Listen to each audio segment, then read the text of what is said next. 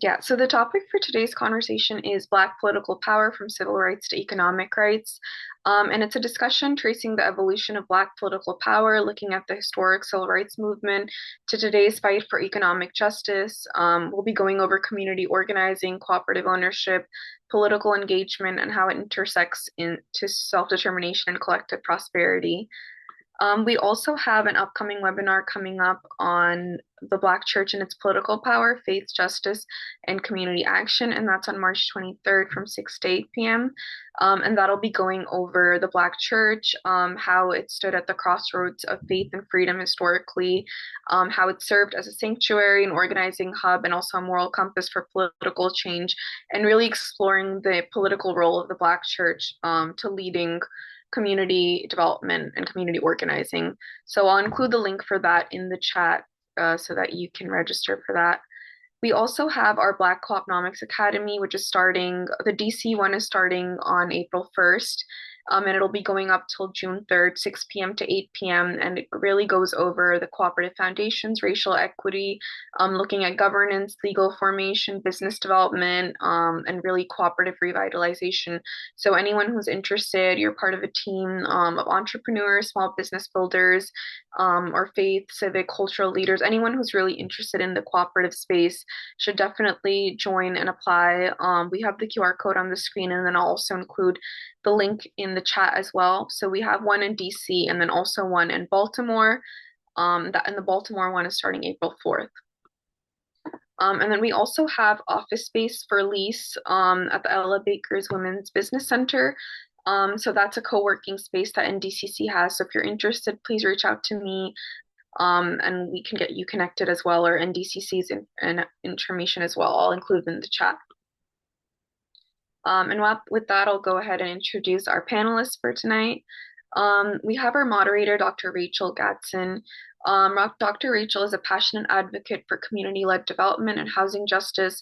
After moving to Baltimore in 2020 to pursue her doctorate, she became deeply engaged in organizing around environmental justice and affordable housing. From 2023 to 2025, she served as a development coordinator for the South Baltimore Community Land Trust, leading community engagement initiatives and supporting the development of permanently affordable housing and an environmental justice center. Rachel earned her PhD in political science from Johns Hopkins University in 2025 and holds a bachelor's degree from Kansas State University and a master's degree from the University of Kansas. As a scholar organizer, she uses research to strengthen grassroots power. We have our speakers who are Ronald Miles. He is CEO and president of RJY Chick Web Council. Ronald has an extensive career in community development, serving both as a volunteer and a professional with nonprofit organizations and local, city, and federal governments. His work has spanned numerous cities, including Atlanta, Baltimore, Cleveland, Vegas, Milwaukee, and Tulsa. A graduate of Morgan State University and a National Urban Fellow at the Barr College, CUNY. Ron retired from the U.S. Department of Housing and Urban Development, where he served as a community builder, operations specialist, and a field office director. He is the founder and CEO/president of RJY Chick Web Council, an organization dedicated to sustaining the historic Chick Web Memorial Recreation Center and supporting nearby residents through community development initiatives. We have Dr. Tony Pierce. He is the CEO of Its Social Enterprise. And he's a pastor of Heaven's View Christian Fellowship in Peoria, Illinois, and CEO of its integrated social enterprise, which includes the church, the Heaven's View Community Development Corporation, and multiple for-profit LLCs.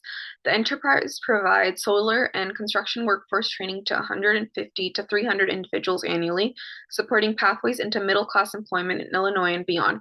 It also partners with businesses to develop cooperative multi-million-dollar community development projects that strengthen local economies and advance Black and BIPOC wealth and empowerment. Additionally, Dr. Pierce collaborates with medical institutions and government agencies to expand cooperative healthcare, workforce, and economic development. He earned his doctorate in community development and business administration in 2025. And we have Lamar Richards, Senior Director, Advocacy and Community Engagement for the Coalition. Lamar is nationally recognized strategist advancing housing, economic development, and health equity. He serves as a Senior Director of Advocacy and Community Engagement at the Coalition in DC, where he leads the Community Voices Academy and founded the Resident Engagement Network to train and mobilize residents for policy change. a 2025 inductee into the CBC's Youth Gifted and Green 40 Under 40. Lamar has led national advocacy campaigns and built cross-sector coalitions. He holds a BA in public policy from UNC Chapel Hill and an MA in government and policy from Johns Hopkins University. He is currently pursuing his JD at Northeastern School of Law. Thank you everybody for joining us today. And with that, I'll hand over our conversation to Rachel, our moderator for today. Hi, everyone. Thank you for being here, and thank you so much to the panelists. Amal, thanks for giving us all great introductions. As Amal said, my name is Rachel Gadsden.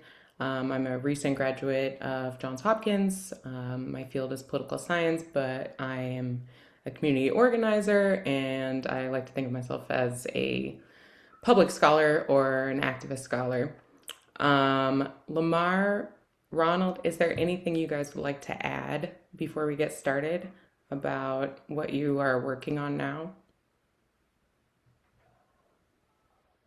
Well, I'm waiting now for the ribbon cutting for the Chickweb Memorial Recreation Center. That was a center that was built by the Black community wholly here in Baltimore in 1947 as the city was segregated and then desegregate its public facilities until 1954. So we're having with the Department of Rec and Parks working now to wait for them to announce the ribbon cutting ceremony. And it's been a challenge. Yeah,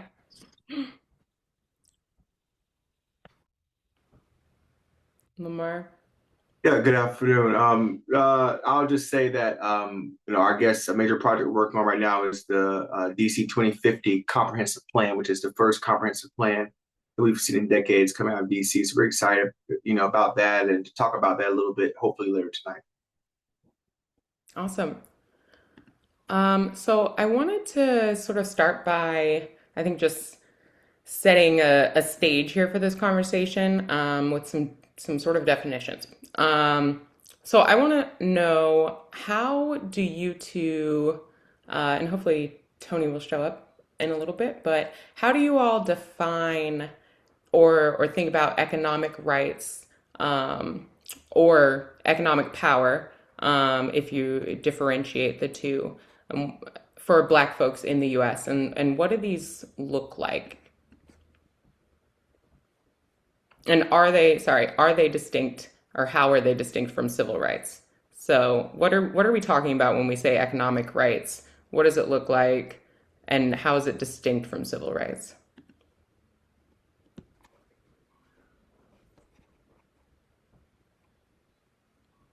I guess I can start with economic rights. Again, we look at economics, that is how we use our resources, our economic resources. And then the right is how you use it and what you do with what you have. In the civil rights, again, I look at that as something altogether different within the political structure or whatever. But economics is what's important, and that's where there's a diversion that I see that we have power, especially within the Black community, where we expend as the largest consumers rather than coalescing our resources in order to build a base, a real economic base within our particular communities. I see whereas in the Black community, what we have effectively done is, although we may talk about Black communities days, but in essence, here in Baltimore, there wasn't really any Black communities. All these communities was founded by early immigrants. And then when we were introduced to, I guess we call it integration, that's when we diffused our resources.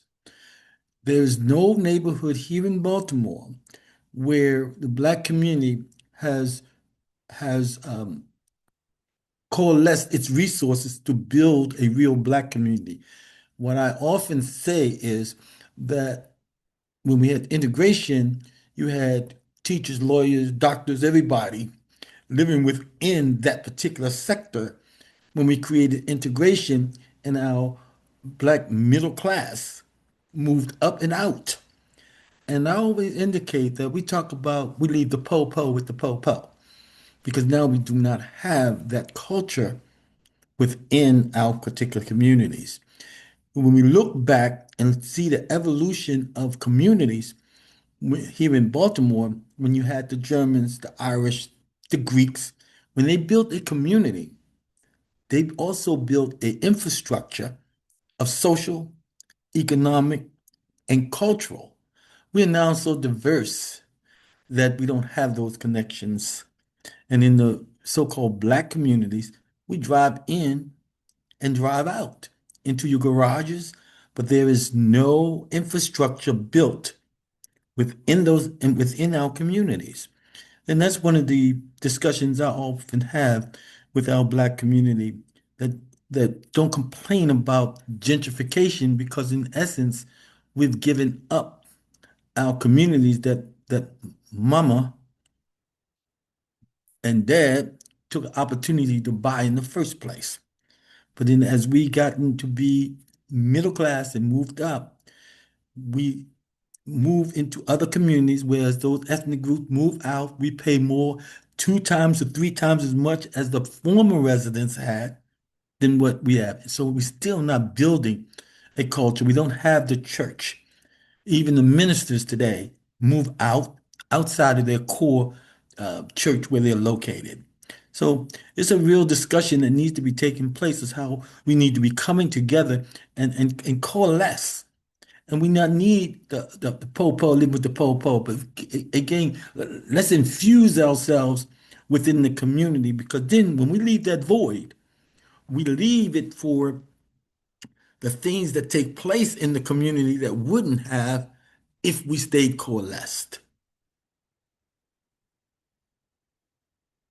That's my comments on that economic thing and especially looking at our neighborhoods. And, when we really go back and we look at the evolution, I can only speak pretty much about Baltimore because this is where redlining started. But again, when you go all the way back and you look at public housing, when it was only for married couples, folks coming out of the military, and then those public housing authorities opened the door and now, incentivize the poor to be with the poor. And there's no incentive for them moving out. I had a heck of a time of integrating the public housing with the community at large because they talk about their residents and they put them in a silo and they don't integrate them within the full community. And I can speak some more on that, but we waste our economics within the black community, even in the foundation of the church, because now folks commute in and commute out, and there's no investment with even in the core of where the churches are. And then even when we deal with the churches, they mostly deal with social programming rather than building an economic base. Oh, you're gonna give you a health center and they're gonna give you a rec center or whatever, but we're not creating any economics. I wait for anybody's comments on that. Lamar. Yeah. As usual, I think Mr. Miles said everything that really needed to be said. I'm happy to add some color where I can. So I think part of it, and Mr. Miles was hitting on this, is right. A civil rights framework in most instances is supposed to be designed to ask who is being excluded. And in this case, the more specific question would be, are Black people being excluded? And I think in my mind, I think of economic rights frameworks more so thinking about, do Black people have the resources to control their own wealth, to control their own building, to control their own development? Um, and and there's a number of reasons that I say that. I think part of it is because I think true community development, right, requires asking who owns the land. who controls the capital, who benefits from the development, and how much do they benefit, who, and more importantly, who gets displaced by it, right? A lot of times we ask these questions, we say we're asking from a place of civil rights. And in my mind, and I think Dr. Gatson, this might be where you were headed with this, which is, I think sometimes we conflate the two in conversation. We say we're having a conversation about civil rights, when in reality, what we see in both the economy, for those of us that study it, and also those of us that are practitioners that actually practice it, we see that civil rights is the baseline. Civil rights is your zoning laws, it's your lending regulations, it's your CBA guidance, it's your historical policies like what Mrs. Miles mentioned around redlining and urban renewal. That's your baseline. Those are the things that, to be quite honest, the government has a history of making our community feel like we should be blessed to have, when in reality, it is the minimum that we should have. Economic rights is something entirely different. And I think Mr. Miles hit on this as well, which is this idea or concept that the idea should not be to make the meal for them. You give them the stove, you give them the grocery list, you give them the groceries, you give them the purchasing power, you give them the table, and they will do it. I think a lot of times economic rights gets roped in with civil rights because people think that, oh, well, during historical civil rights movements, we talked about as a people, how do we grow Black Wall Street? How do we talk about generating Black wealth? And those conversations were held at the same time, but they are not inherently the same.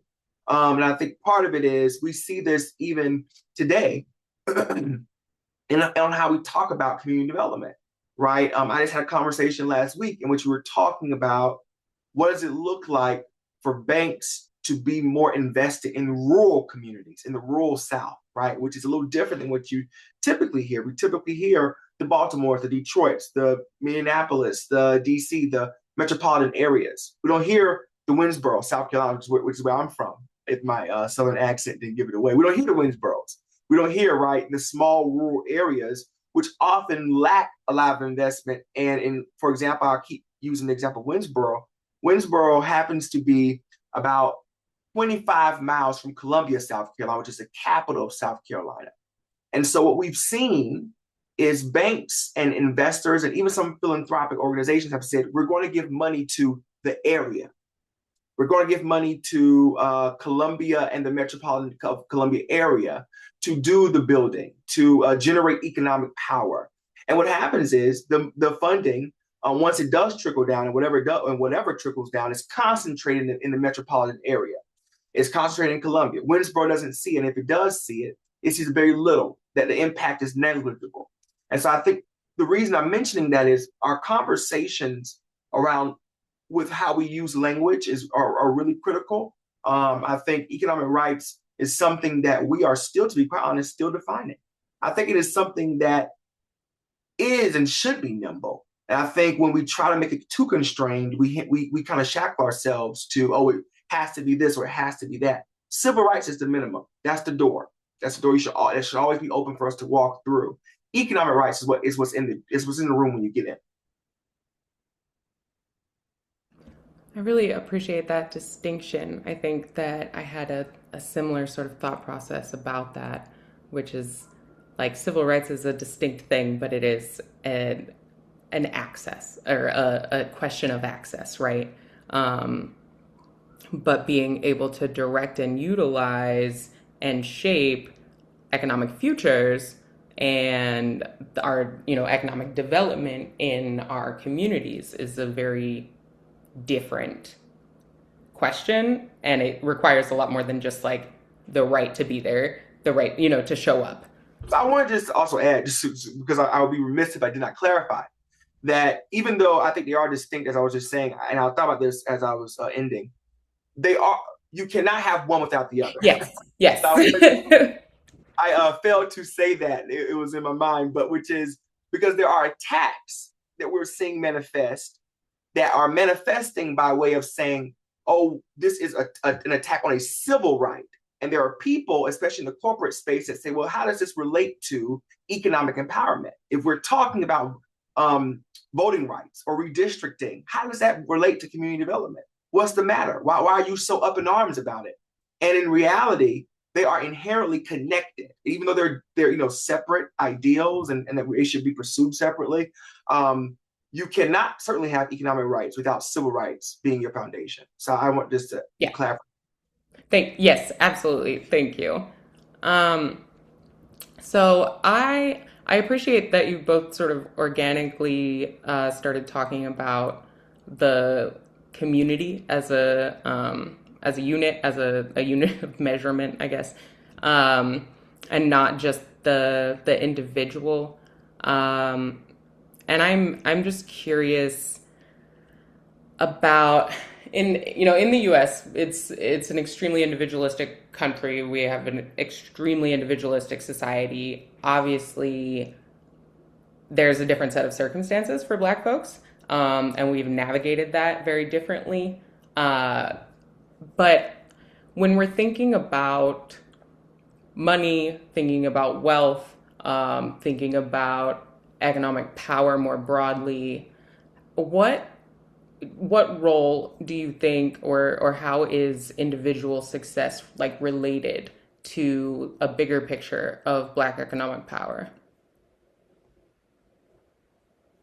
Uh, we talk about Black economic power, and I'm just thinking on how we misuse our resources.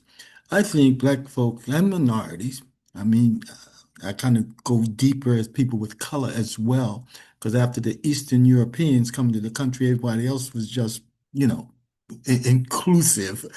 Um, but again, within the different cultures, I ask, whatever happened to our black banks? When we had to be self-sufficient, we created neighborhoods, not only Tulsa, but Roseland and some other places. Then we diffused, we would diffuse our economics. We, I mean, I challenge folks. I mean, if you can buy a Mercedes Benz and whatever, and not collaboratively put your funds together to create enterprises, we're big trouble. When we were phased out of the America whatever, and we had to create our community, we had black banks. We did our self-sufficiencies. See, I've worked in Tulsa, and I hear about that. And even in Tulsa, I had to share with folks. You have Black Wall Street when folk talked about them. Yes, it was bombed, but after that, what happened? We we have diffused our resources, even in our community development stuff. When they're creating these places they call the arts districts, I ask, what's the community benefit? Who owns the land? Who owns the redevelopment? We have not collaborated to build that wealth within, and we always sanction it out. We don't need to be relying on the developer coming in when we have the skill sets in order to create these things ourselves. We don't do it. And then the biggest, even if we look at our churches down is building these mega churches, where are the economics? We are responsible for ourselves if we begin to use our resources collectively and build on neighborhoods, both economically, culturally, and we can build power. And I say to everybody how we have gotten tricked into talking about empower because in the 60s, I'm a 60s child. We talk about power to the people. And now we just get all involved and talk about empower. And empower is given. And if it's given, it can be taken. But power is taken and earned. So again, the languaging we use across the board, we're not going anywhere until we revert that back to where we were. And then when we go back to the urban renewal area, when Johnson started putting money in the black community and bought off our black leadership, who then infused them into their entities, what they call model cities and what they call CAA, community action agencies. We lost our people, we lost our leadership. Rather than rely on folks coming in and giving you a grant, collectively put in your pennies and your nickels and your dimes and create a wealth. And when you go, you get an equity because I go into the table not with my hands out, but I'm looking for equity and not reparation, but equity. That we need to go in instead of keep looking for folks who are giving out. Look at all these foundations and who they're headed by and who's getting the tax credits from them. And in black community, we have not. I'm talking real, y'all.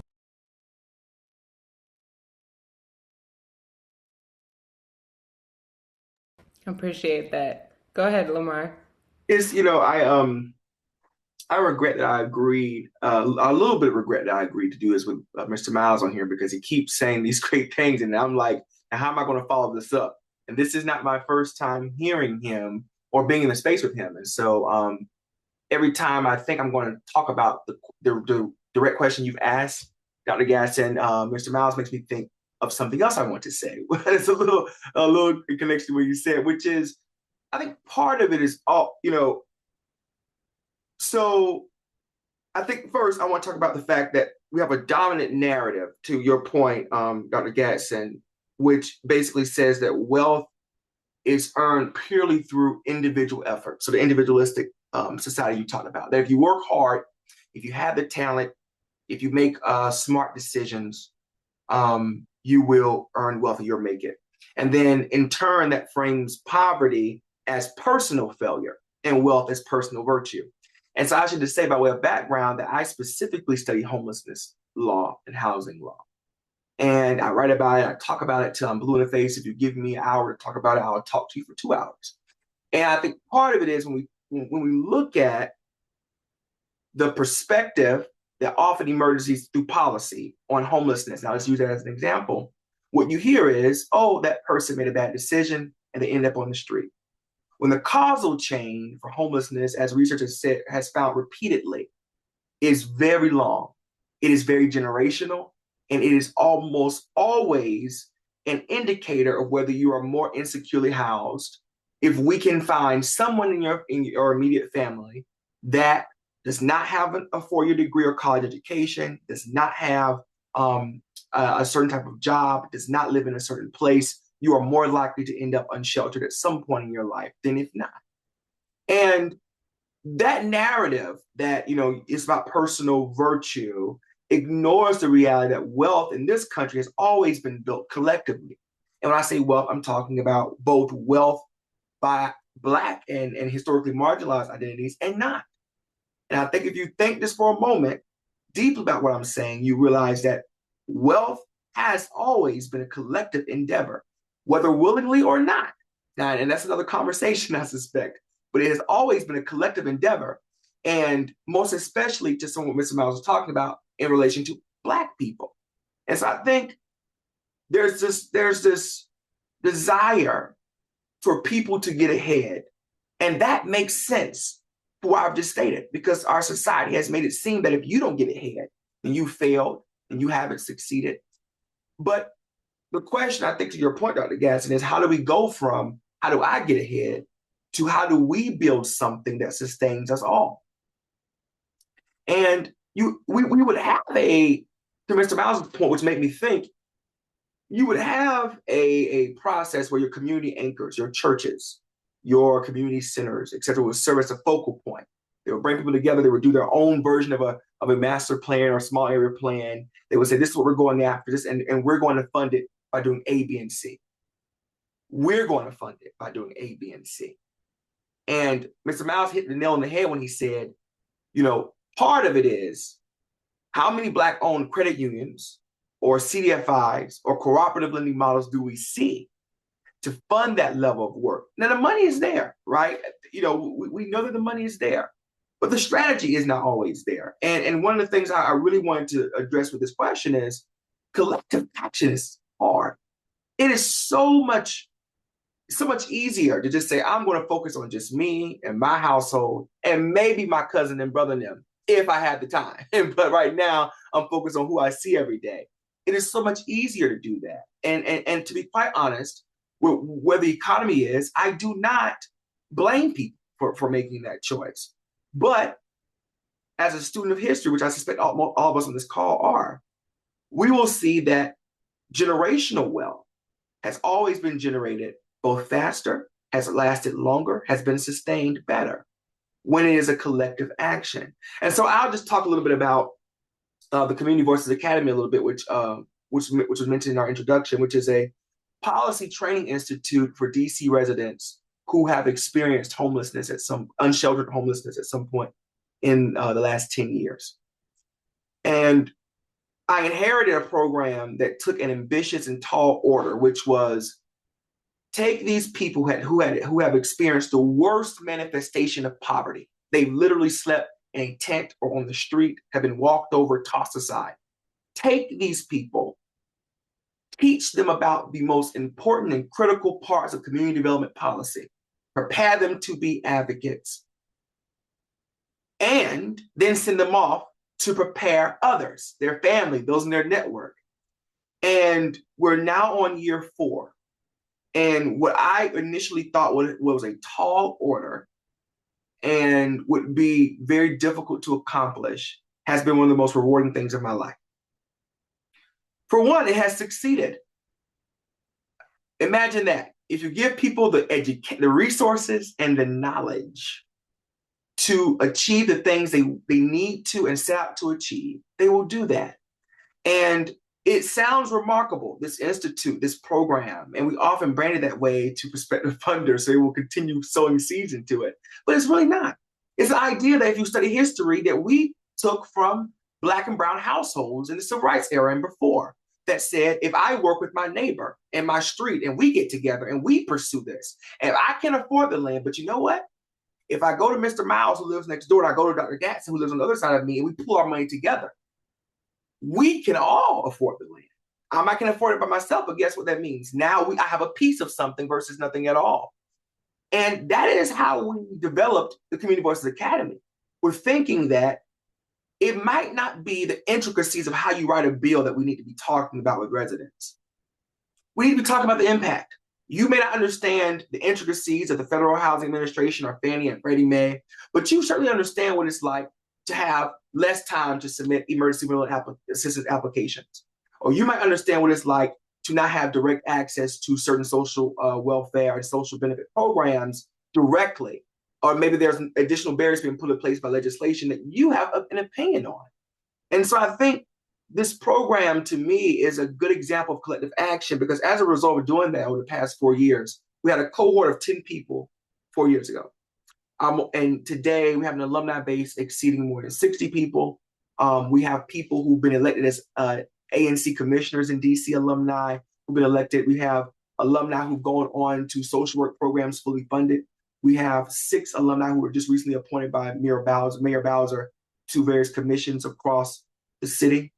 And that to me is a reflection of collective action because collective action doesn't always mean we're holding hands singing Kumbaya together. It may mean we're all in 6 separate rooms singing from the same song sheet.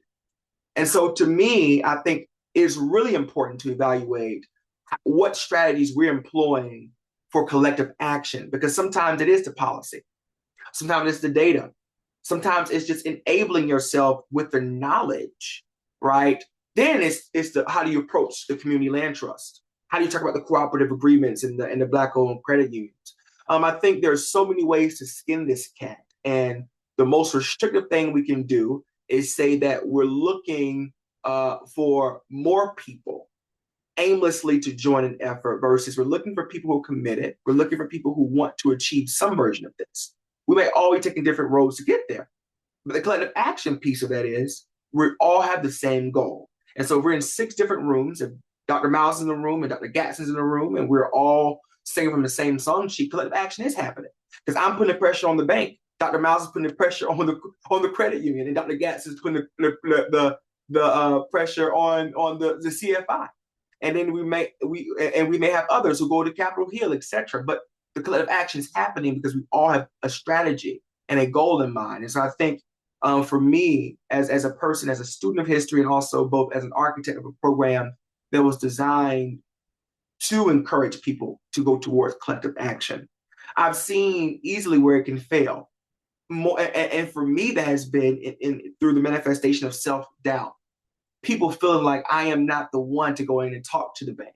I'm not the one to go in and talk to the legislator because I don't have the degree, or because the only thing I have is experience with homelessness, but I don't really know about it scientifically or theoretically.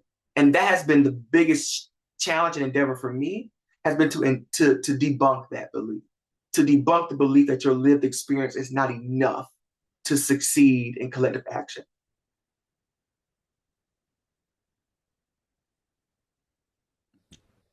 Yeah, I think that's a really great way to put it. I think it might have been you who brought this up in our conversation when we were working toward the panel.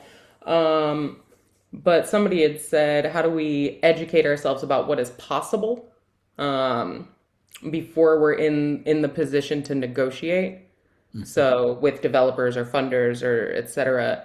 Um, so I guess from you guys, what other than obviously Tulsa, what examples of institutions or other collective endeavors? I thank you so much for sharing about that course, Lamar, because that sounds amazing.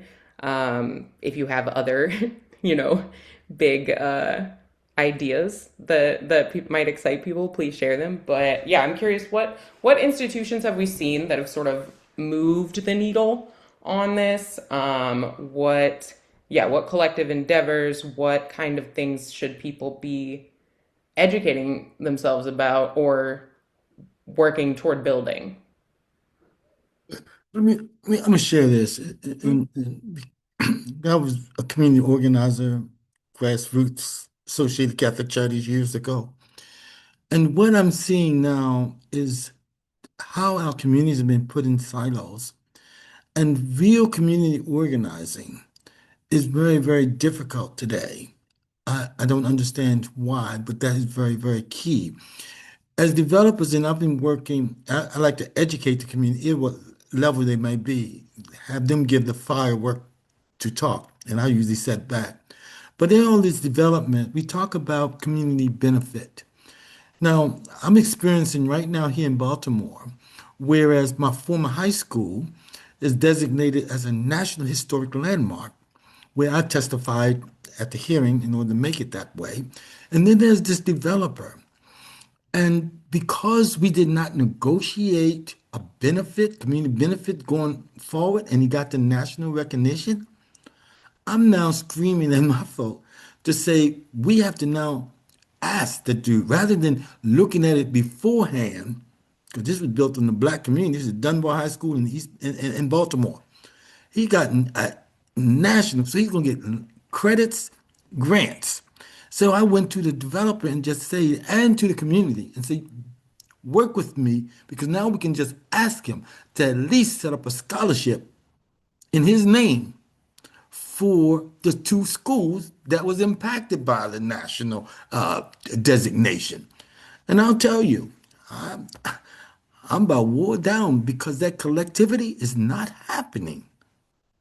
I'm, I don't know what has happened within our culture with the old community organizing, but it's just not happening. Our neighborhoods are split up into silos where they look at each other rather than anything comprehensively to benefit the full region rather than a block.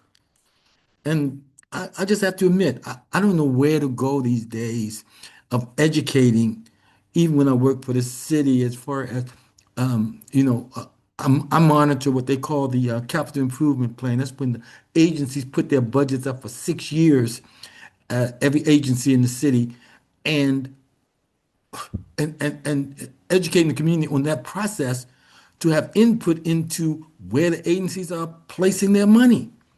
And I'm telling you, I'm about to retire, but I can't seem to motivate them as far as educating them in that direction to follow the dollar. So if your rec center need to be rehabbed or fixed, then you need to be a part of the Department of Recreation capital improvement plan that goes for 6 years. And then what they do, they shift the funds in the course of the year, reallocate somewhere else. And I say, and then I'll go to them and say, this is what's happening. We better get on it. Hello. Ooh. I'm not crying, y'all. I'm still in here, but again, knowing where the resources are, educating our people, and even with community development block grant, the neighborhoods I worked in, I educated the community as to what their needs were, and they were the ones that testified before the city as far as appropriating those funds. I don't see that anymore. I don't see where the planners educate the communities of their assets in that community to get things done. And that builds on economics. That builds on economics. I don't see that. I see these folks who goes in, who's tied to a councilman's office or the mayor's office, and they're public relations, but they're not educating our community of giving them the information so they can have the power to make the decisions on community benefit within their communities. I think community organizing filtered out during the 70s because I don't see that emphasis anymore. Even when you go to a community meeting, folks are filtered out and still don't know each other as a neighbor. I'm working to bring that together block by block. Know your neighbor. Don't just wave and say hello, but we need to say that one by name because we don't do it. I don't know what's happening in our communities today, you all, but we've lost quite a bit. I hope I'm not off base here. No, I think you're pointing out really important things. I've also wondered, you know, how to be an effective organizer now, and what that does, what that's supposed to look like with different and fewer, institutions and opportunities for just being around other people, for talking to your neighbors, for just yeah, it's really hard. I don't know if it's an attention span thing, if it's a we have too much being thrown at us all the time thing. Lamar, what is your sense here?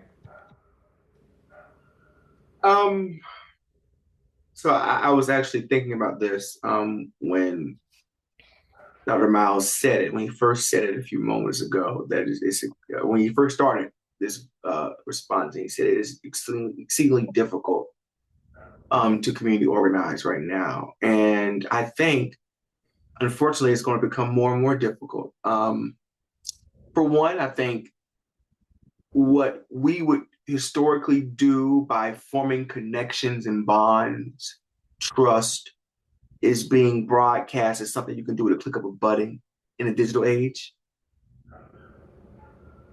If I can just click a button and solicit feedback or get survey responses, then I've done the community engagement that you would normally pay a staffer to do. You would normally pay twice as much to do for a person to form those bonds and connections.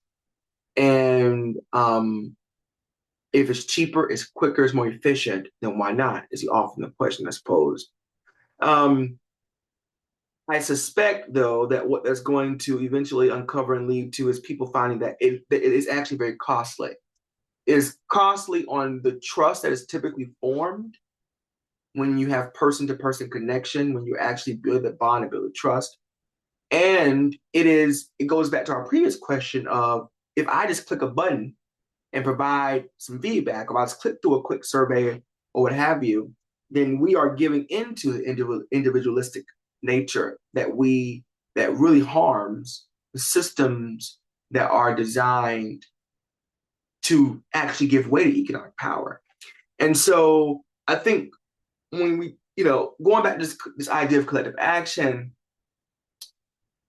I think when looking at history and the challenge we're facing beyond just technology and AI is, for one, and I talk about this a lot, I've written about it and talked about it before, so if I'm being redundant, I apologize. Understand the difference between mobilizing and organizing, because there are many key differences. And one is certainly more relationship based than the other.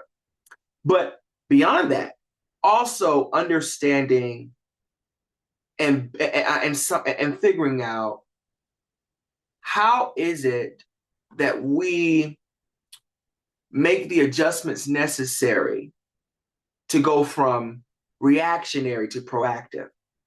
Because if you actually truly examine the largest demonstration of collective action in historically marginalized communities, they are almost always reactionary.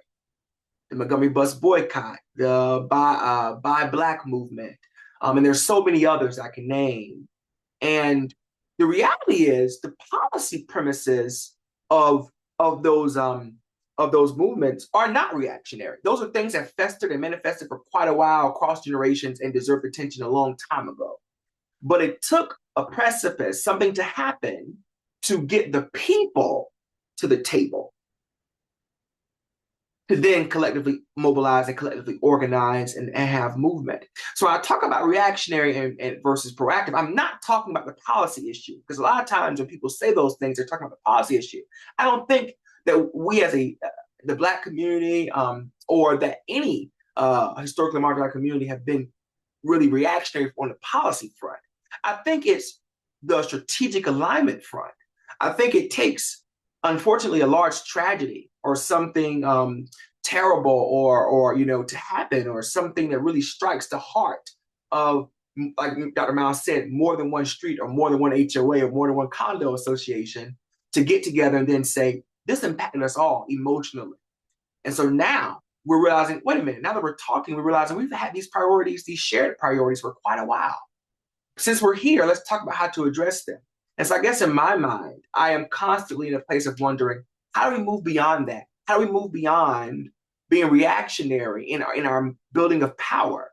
So that it doesn't just require something emotional or triggering or that strikes the heart to happen for us to actually get together and say, how do we strategically align around our shared priorities? Because they're there. Our shared priorities are there. We don't talk about them, we don't discuss them, and we do not take the opportunity to educate each other.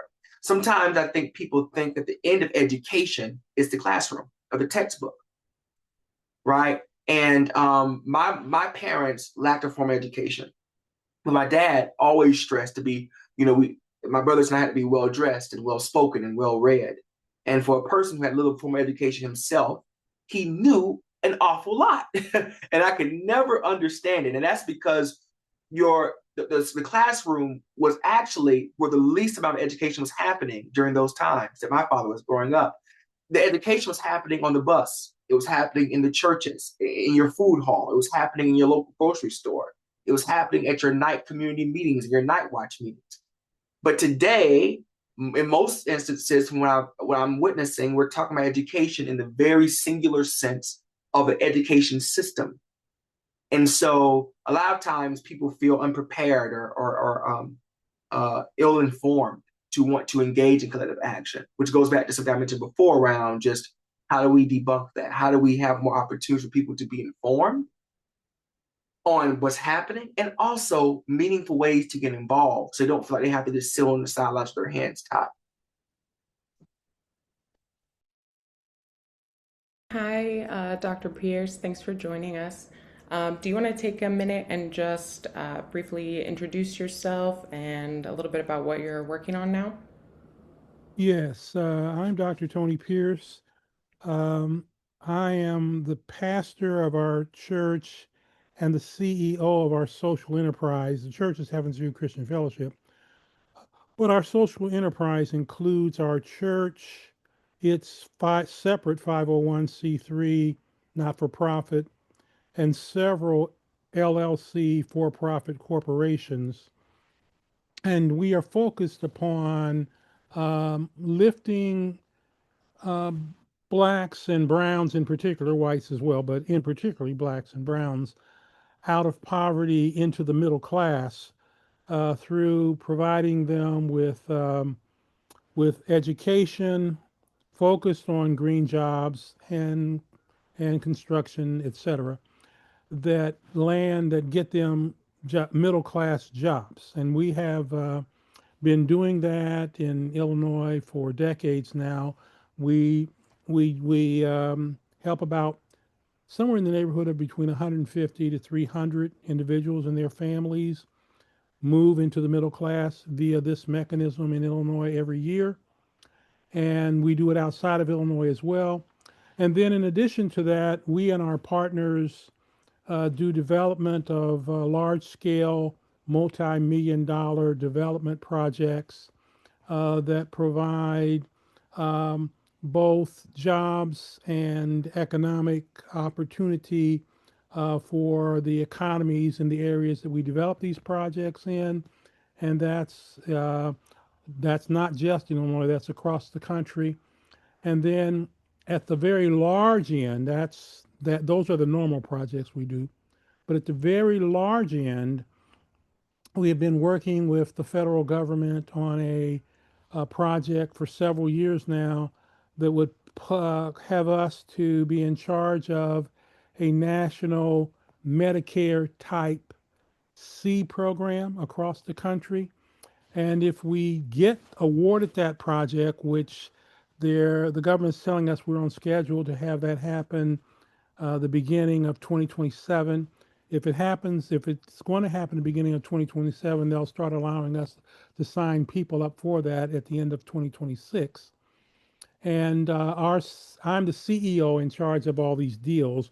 The person who makes them all work on the ground is our COO, and our COO tells me that the Medicare project is scheduled to start in about 5 to 7 states in the Midwest and South. If it works well, they will fund us all across the country to do it. And he says if that happens, we and our partners will be funded to the tune of $30 billion plus per year to do that, which will create millions of jobs to lift people up into the middle class, and obviously billions of economic opportunity all across the country. So that's what we do and what we work on.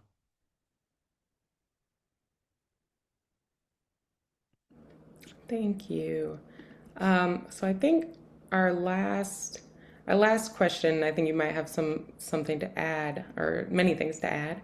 But we were talking a little bit about the institutions, innovations, and collective endeavors that are helping to advance economic power.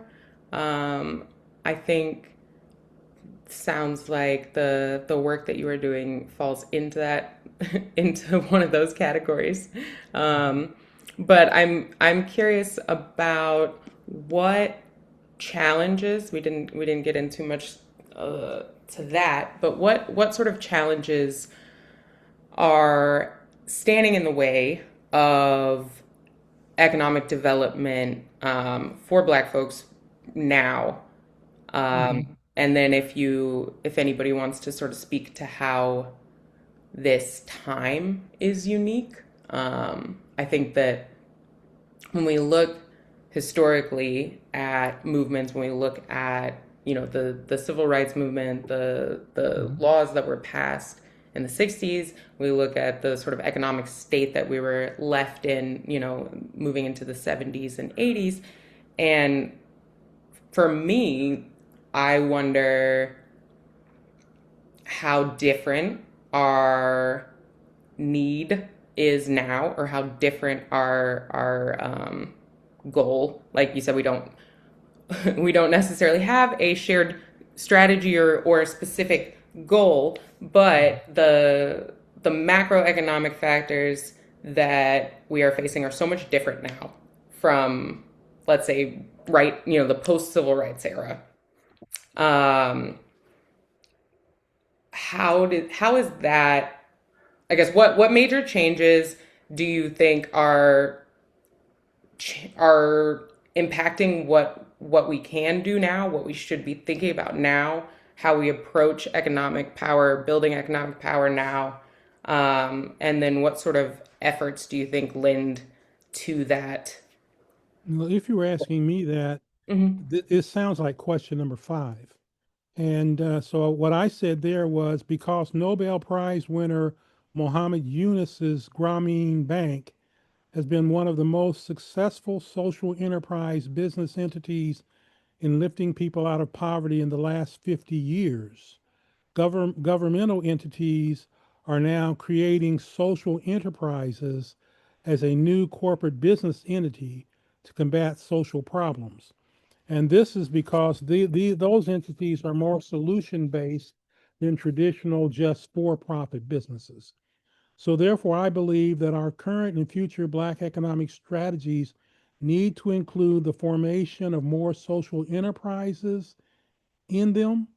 Plus, also, they need to better focus upon the use of Black churches and religious institutions in our future community economic development efforts, since those entities led us to so much success in the civil rights movement, and they're still there and can do that in this new economic movement that we need to create if we use them properly and not turn away from them, which a lot of people have done in recent years because of missteps, that churches and religious institutions made during the civil rights era.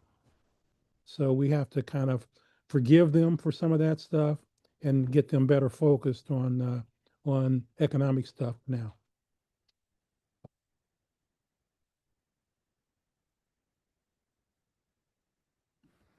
Um, Ron and Lamar, do you guys want to speak to the sort of different economic challenges or the different macroeconomic structure we are in now and how that impacts our goals slash strategies? Well, I can speak to that. I believe I said something before.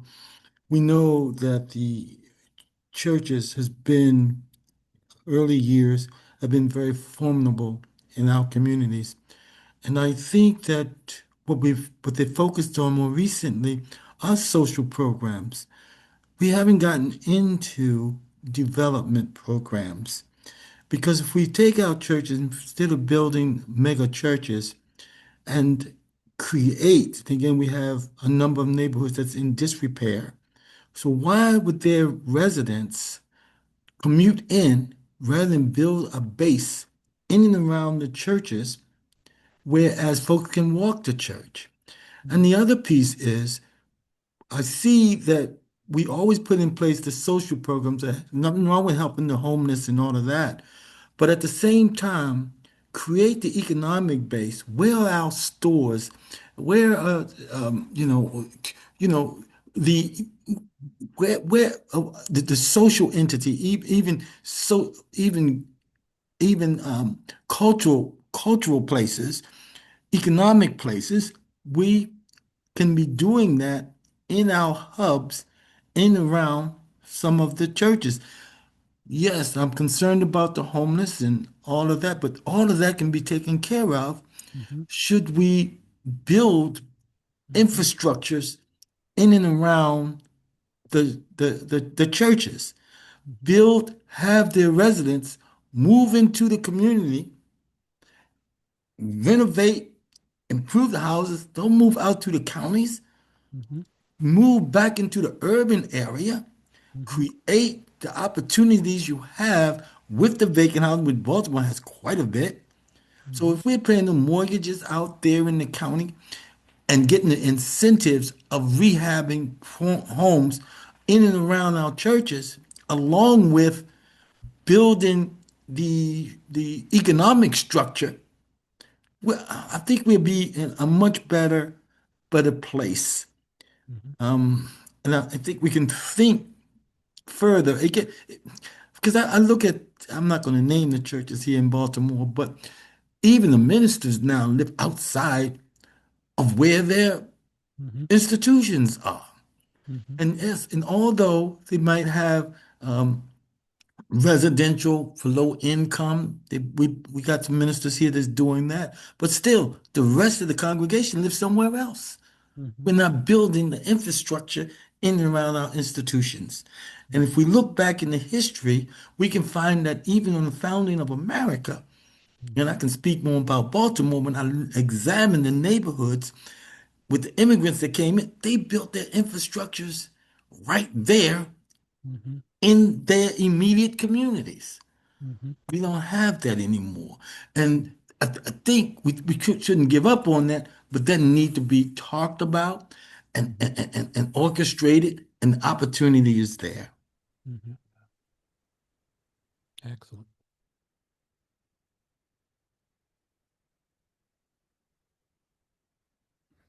Lamar, I just want to give you a chance to get in if you have something to add. I have to stop going last because all the great things are already said by the time you get to me. I think, I do want to touch on something I think you said at the beginning, Dr. Gadsden, around, just I think your question might have been just what are the largest challenges standing in front of the Black community and or others. And I think part of it is, and I know I like to talk about the law because I'm both a student of the law and I'm a legal researcher as well. Um, because I think a lot of things happen because the law allows them to happen. Um, and a lot of times we're doing mobilization efforts or advocacy efforts. We don't look at the law, we look at maybe legislation or react to legislation. But um, a big challenge, I think, to answer that part of your question, that is facing the Black community and historically marginalized communities more broadly, is the manifestation of systemic attacks through the law. And might I add, some from unlikely suspects. And so, two examples I'll use is, one is with housing, and the others with economic development. With housing, we had a very critical case in 2024 in the Supreme Court, which was the City of Grants Pass v. Johnson, which was a case that talked about, which effectively gave the Supreme Court ruled that local jurisdictions have the right to citate unhoused individuals who are sleeping on public property, Mm. even if they have nowhere else to go for them, even if there's no shelter beds available, they have the right to do that. You will be surprised at some of these. And the reason I'm naming that is because, and I said earlier, unlikely suspects, because there were a lot of people who submitted friend of the court briefs in that case, who were who we might consider to be more progressive CBOs and nonprofits who Mm. agreed. And I'll name this because it's not like it's private. For example, the governor of California and the National Association of Governors, et cetera. I can go on. There were many of them who say they understood and cared about community development and equity, all those other things. But here they were asking the court and saying to the court that this is bad for business. People sleeping in front of the Federal Reserve Bank or people sleeping in front of the post office, even if there's no shelter beds available, is bad for business. The Supreme Court came back and said, we agree. And that you should have the right as a jurisdiction to decide if you want to citate them. And what we saw immediately after is cities like San Francisco and others creating local legislation to give them the right to citate. And we've seen that. We've seen a drastic spike. And then the other thing that happened was in 2025 and last year, we eliminated the Minority Business Development Agency, which was a key federal agency for helping Black-owned businesses to the tune of more than $5 billion across its lifetime. And this is one of the agencies I wrote about extensively at my time in Johns Hopkins, because most research and most people track the amount of money that was spent from that agency. And they quantify the impact as, oh, this agency is impactful because we spent $6 billion. What I wrote about, what I talked about, is actually the agency was impactful because it created more than 16,000 minority owned firms and more than 1 million jobs. That impact was different. That impact is what we talked about earlier when we talked about collective impact and collective action. And so I think it goes back to the question of what some of these challenges are. Many of them are systemic, many of them are structural, because if you pull out the foundation, there's nothing else to fight over.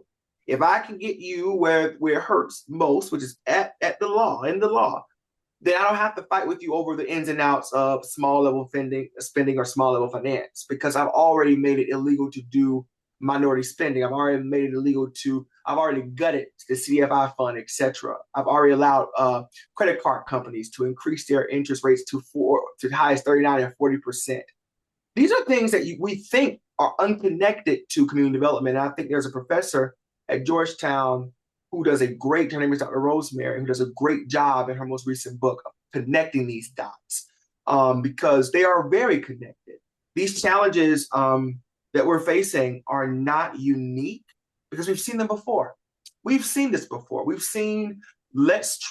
done a Jim Crow era, done a civil rights era and before. Let's try to legalize under the color of law, redlining, the intentional segregating of communities. If you look at Chicago, there's a good book, The Color of Law by Richard Rothstein. It talks about how streets are segregated down by the literal street, intentionally under the color of law. I do think we're going to miss it.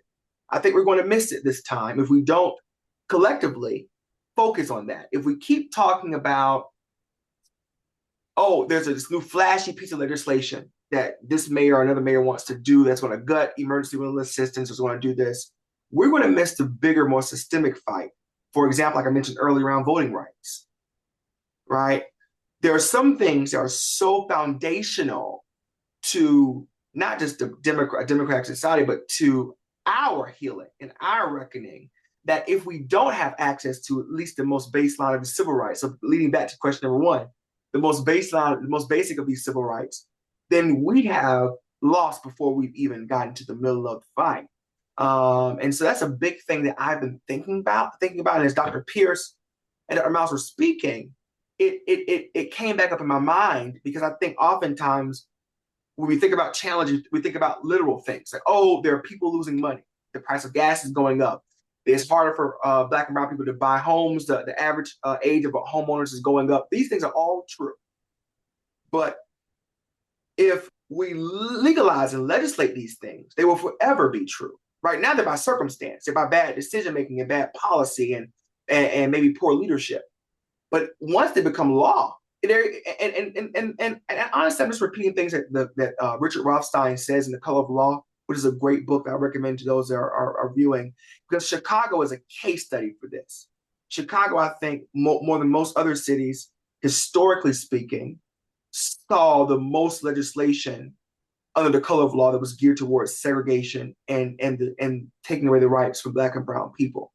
And so in his book, I think he does a beautiful job of vividly demonstrating how this fight can cycle through generations. And if the younger generation in the digital age and all these other things are distractions miss it, then the next generation, it will go into the next generation. It won't be won here because it's a quick fight. You know, if you look at the bills that have passed, I think I saw a news clipping yesterday that said that ever since the president mentioned the federalization of elections, 16 states are now beginning to pass local bills to take over elections, to make them less democratic, to require more. And it all started with Grants Pass case, which said that we actually require identification from unhoused. If you're unhoused, we can lock you up because you're out here on public property, you're sleeping. They've made a through line.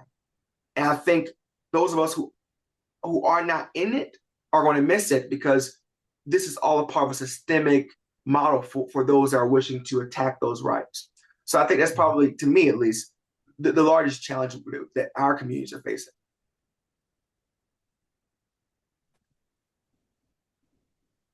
So I think that segues into probably the last question I'll answer, or I'll ask you out, so we can open it up for questions from the audience. But policy, also a policy nerd. Color of Law is the book that made me want to research housing, and sort of set me on this trajectory, right? Because I started thinking about neighborhood inequality.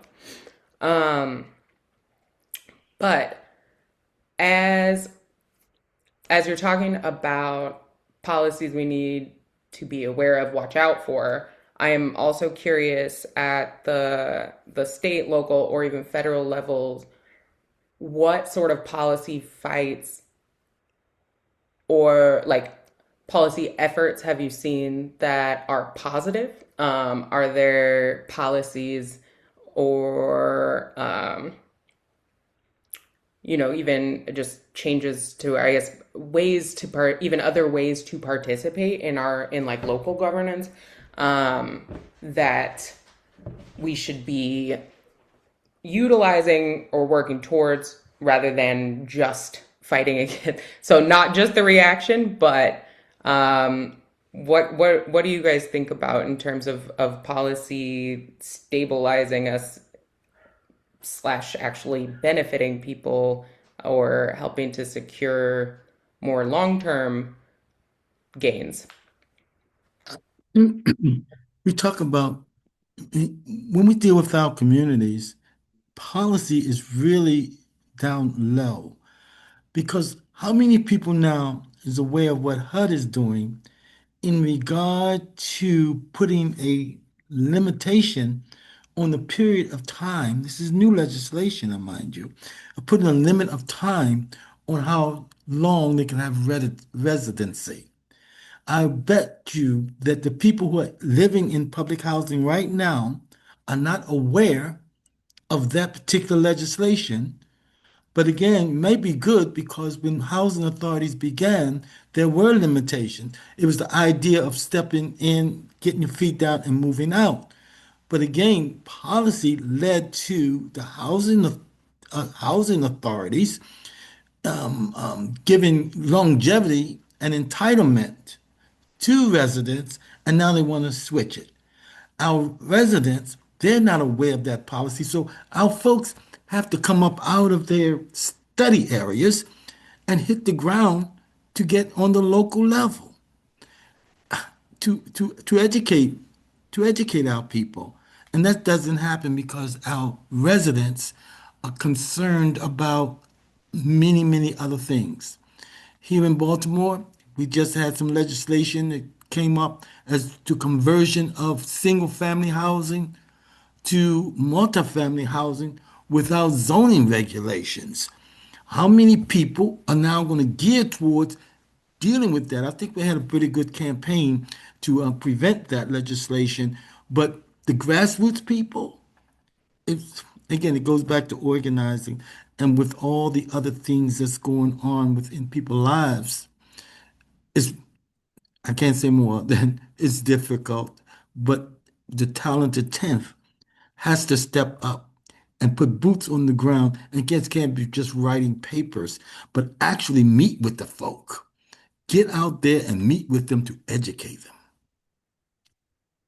And I agree with Ronald. Thank you, Mr. Miles, for that, because I agree that one, we need to focus on our talented 10 to get out there and help lead in these efforts to educate and make people aware of these things, because most housing residents, I can agree with you, are not aware of that.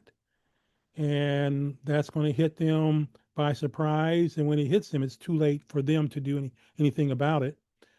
And then at the other end of that, because that's on the housing front, at the other end of that, on the business front, I would suggest that we need to be organizing our people to focus on the stronger implementation of antitrust legislation, because we are seeing too many overly large scale mergers of businesses, of these large scale businesses that control business activity regionally, nationally, and internationally, to make it very problematic and difficult for small businesses to get started, even in our communities, and to grow.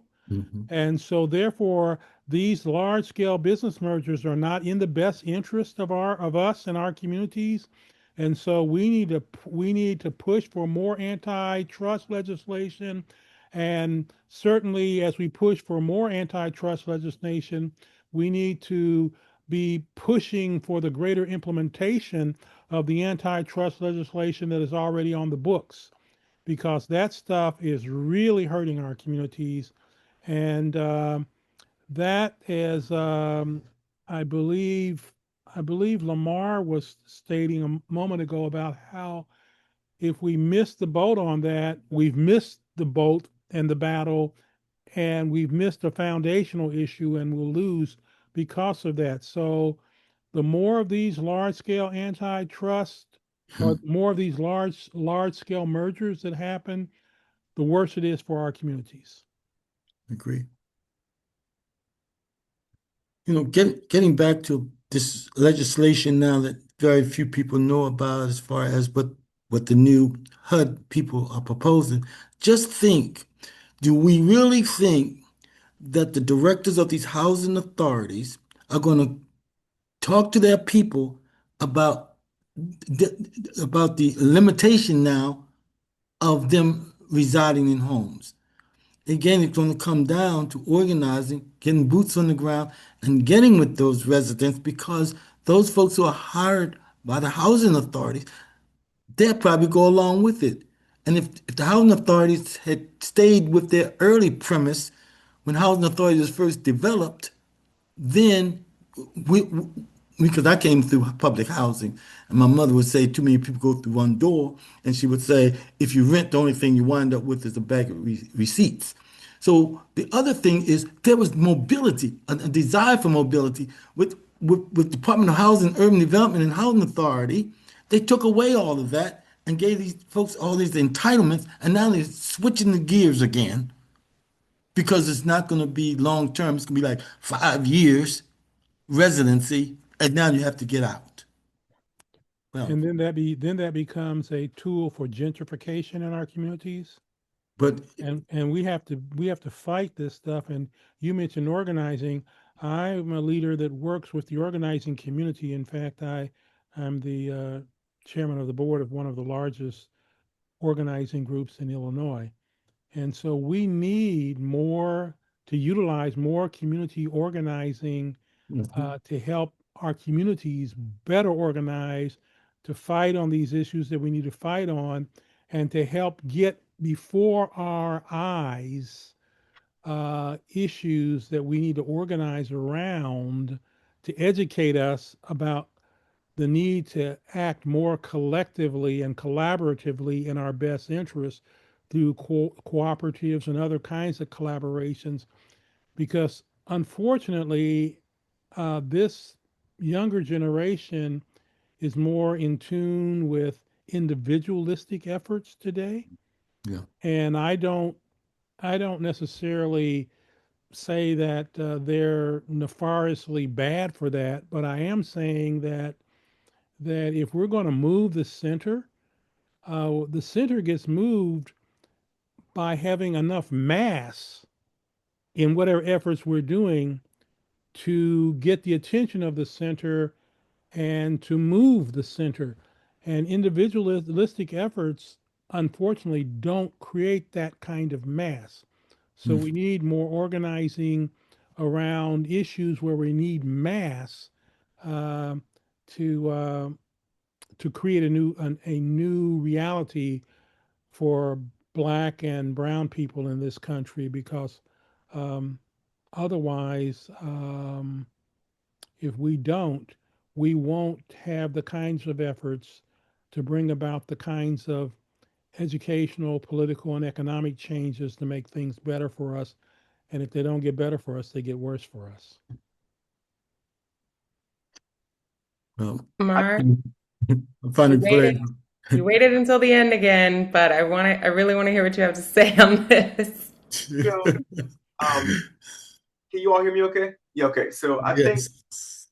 I think what Dr. Pierce and Mr. Miles have shared is spot on. I'll just give an example to your to the first part of your question, Dr. Gasson, on what's the best work. Um, the I think a good example, and I think also to what was just most recently shared about organizing. I think also it would be good to think about more broadly organizing not just as people, but also businesses, churches, community anchors as well. And the reason I say that is because the DCAP program, which is a program our organization started in partnership with the mayor of DC, which is the DC Community Anchor Partnership, is I think a good example of an impact that can be had if you bring people together and co-convene them. That program is today one of the most impactful minority supply programs in the country.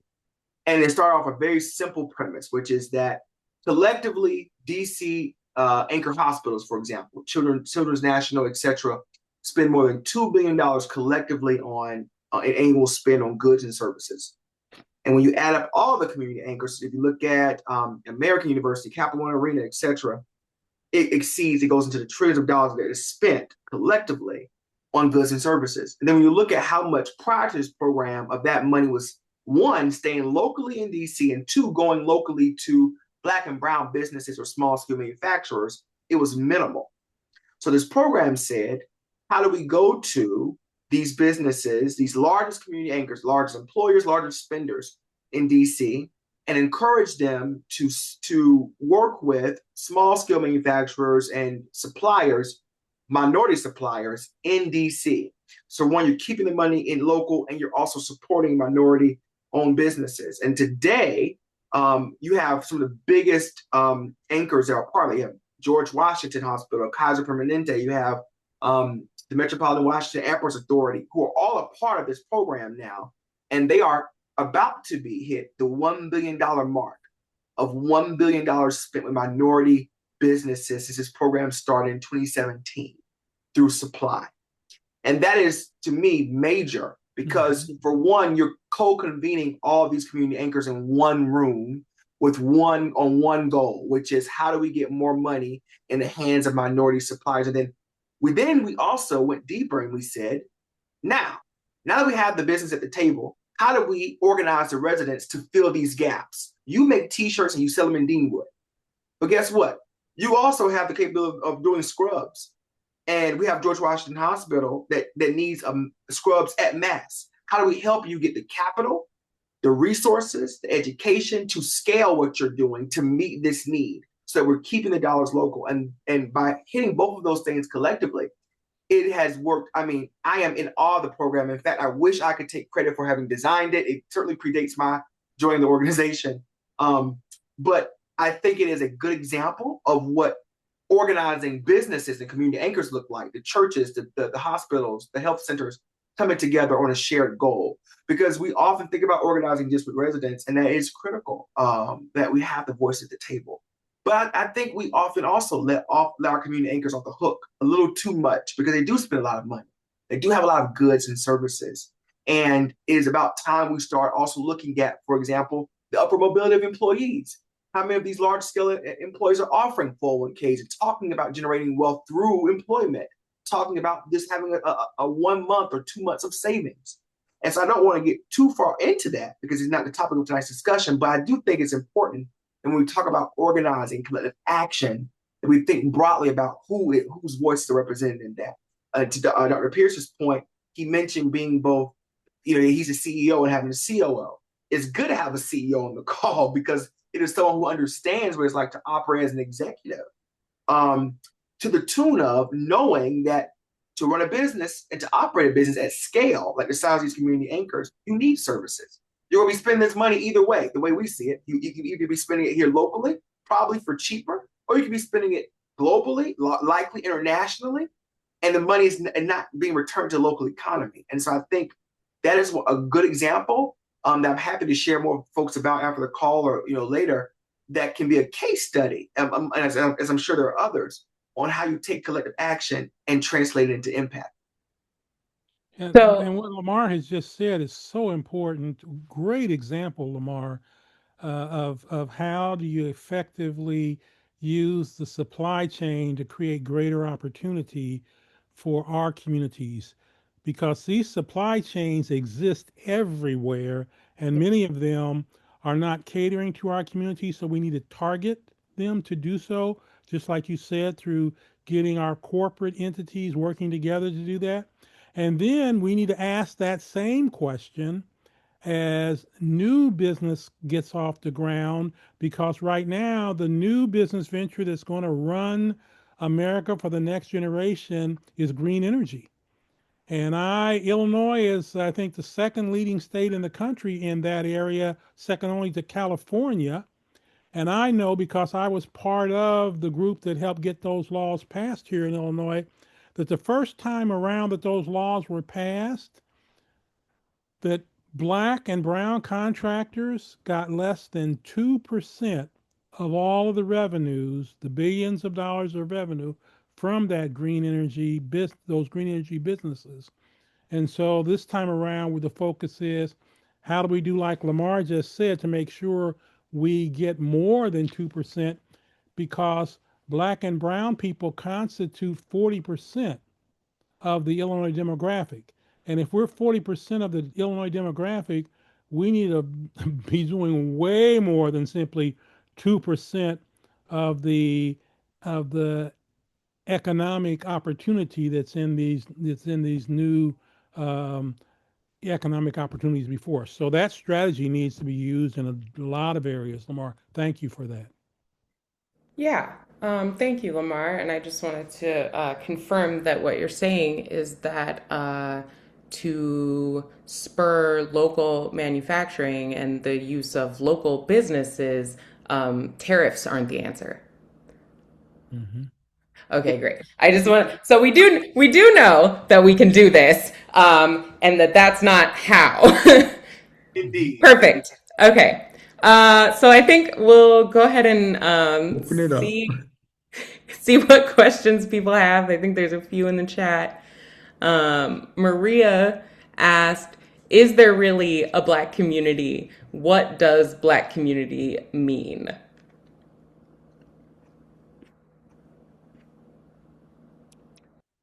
Well, go ahead. Go ahead. Go ahead. I'm telling you, I think I already said it.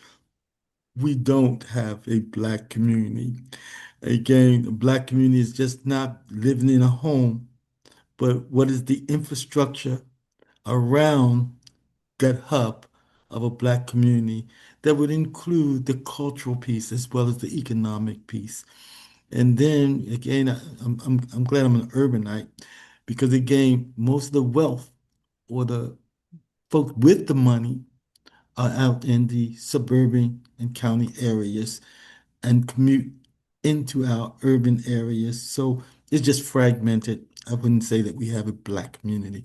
And I'll tell you this, because I was the director of HUD in Tulsa, Oklahoma, what they call Black Wall Street and Greenwood. You would expect to have Black whatever, but it's been divested as well. And I would say that question, which is a great question, by the way, belies the awareness of how we as Black folk need to be operating together for our own collective good. So if we say there is no Black community, that means we're not operating together for our own collective good. And believe me, every other kind of community in America is doing that, operating together for their own collective good, and therefore they're operating against us when we're not doing that for our collective good. So we need to look at and work at how do we start becoming more aware together of these educational, political, and economic opportunities that are out there that can benefit us, that are not benefiting us when we're not operating together. And therefore, um, if if I as a Black person don't work for to create more jobs and businesses for Black people, who else is going to do that? Right now, the Trump administration is definitely doing just the opposite of that. And so when we see other communities working against our community, part of the solution means we got to work as a community to fight back against that. And I completely agree. I think this is a great question, Dr. Pierce. I agree. This is an excellent question. I The first thing when I first heard it, I'm like, yes, of course we have the Black community. What do you mean? But then as I've heard others respond, I'm thinking, well, maybe we don't. And I think part of it is my on first pass, I was thinking about the people I see. I see Black people all the time. I talk to them. I am in community with them. And I do suspect what has been shared here to in my mind differentiates the different, highlights the difference between being in community and actually having a Black community. Mm-hmm.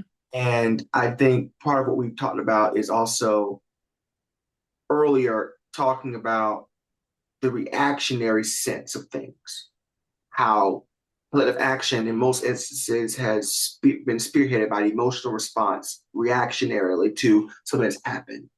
And I think that works in opposition to building community because community is by the very definition, is sustained. And like even we're seeing times where there's a lot of disagreement, and you can have disagreement in communities. I don't want to say that you can't, but there's misalignment to what was just stated on the goals. And one thing about a community is, even if you disagree maybe on the path of getting there, you at least have some shared principles around what you're trying to achieve. And I do think the individualistic, unfortunately, the individualistic nature of our society and the way things are going, more of Black and Brown people are looking out for themselves in a way that says, yeah, that sounds nice, but at the end of the day, I'm worried about me and my household. That's kind of my priority. I can't help out, my neighbor right now, or I can't talk about this, or come a volunteer for something or another. And that's kind of where I go back to the community anchors. It used to be a time where community leadership. It reminds me, again, I'm from South Carolina. I know this is stated other places, but most certainly in the rural South, of it takes a village. My mom would always say it growing up. My grandparents said it growing up. Everybody I knew who would say it takes a village. Growing up, and then when I came into adulthood and got further and further and into adulthood and started experiencing the city. And I went to the city, to big cities for school, and went further northeast for school. I started becoming more grateful for how I was raised, because it was in fact my pastor that taught me how to tie a tie. It wasn't the schoolhouse, right? It was my pastor. After my dad passed away, he didn't have a chance to teach me, and my pastor said, "Come here, I'll teach you. I'm not going to teach you. I'm going to teach you how to wear cufflinks. I'm going to teach you how you should have your pants hemmed. I'm going to teach you how you should speak well and how you should articulate. And then you're going to go back to the school. You're going to do well here. And then I'm going to bring you back and you're going to teach the next generation this, but also you're going to talk about, for example, what is it like to take this vacant land behind the church and turn it into something more." And so I do think that we don't have that mentality, I think, as much anymore. I think that unfortunately works in opposition to Black community. But I wanted to say, though, that it is certainly not impossible. It is still possible. I don't ever want to suggest it's impossible by sounding so grim about it. I think it is possible, because even though I think we should be moved to a proactive space, I'm going to talk against myself for a moment by saying we're in a very reactionary moment. For the next few years, take that as you may, we are living in reaction. And so if we could all just recognize that one thing, right now we're in a reactionary moment, that should be enough to bring us together. By realizing that, no, stop trying to piecemeal it. Oh, but this works for me, but it doesn't work for 5 million other people. Maybe you're well off and this works for you because you pay less in taxes if you get a tax code, whatever. But it hurts so many more people. And I think if we can do that, if we can realize the moment we're in and truly understand the four-dimensional chess that certain players are playing, then it wouldn't be so difficult to imagine a true Black community. And that's so important because if we can't imagine it, we can't work toward it. And Right. that is part of the need to have clear goals and objectives that have great stories behind them that people can relate to, and that cause them to want to be part of that story. I'm part of the generation, being a baby boomer, where it was a village that raised you. And back then in the 60s and 70s, everything was about the village, us working together to get civil rights and us working together to get political rights, and on and on and on. And if we don't work together now in this reactionary moment that is vitally important, as you're saying, Lamar, um, we will lose the game. I mean, we could lose the whole game in the next few years, um, such that there is really not a future for our people in any kind of collective way for maybe a couple generations to change that.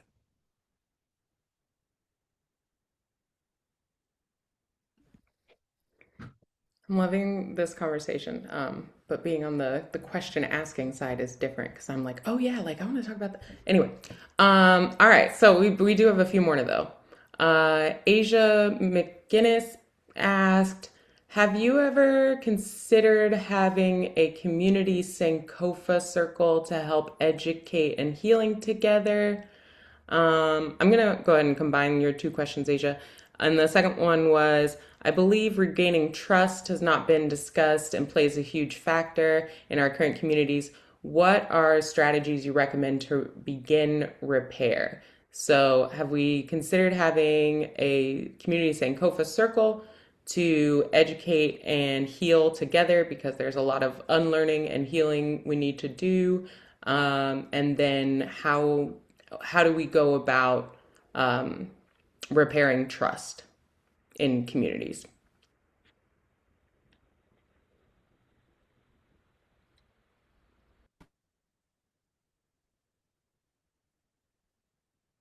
Don't be last this time, Lamar. Yeah, they gave you a chance there.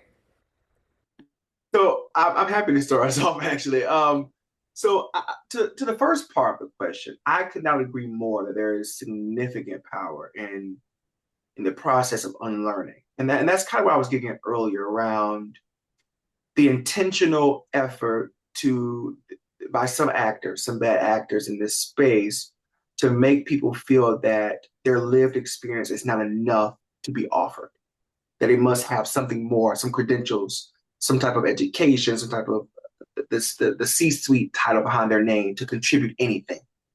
And that has probably been, to me, at least in my work, been the biggest myth about community development.